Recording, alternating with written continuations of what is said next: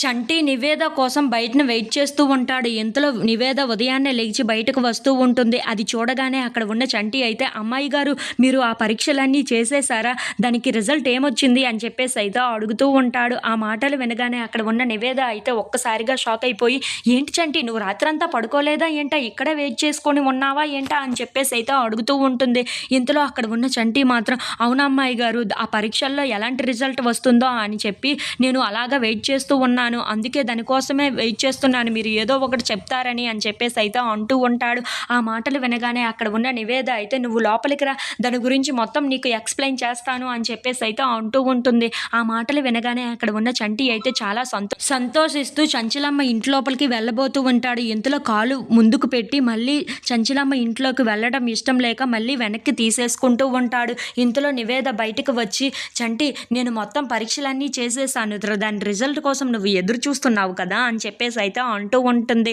ఆ మాటలు వినగానే అక్కడ ఉన్న చంటి అయితే, "అవును, దానికోసమే ఎదురు చూస్తున్నామని" చెప్పేసి అయితే సింధూర వచ్చి అంటూ ఉంటుంది. ఆ మాటలు వినగానే అక్కడ ఉన్న చంటి అయితే, "వాడు ఇంకా తట్టుకోలేడమ్మా.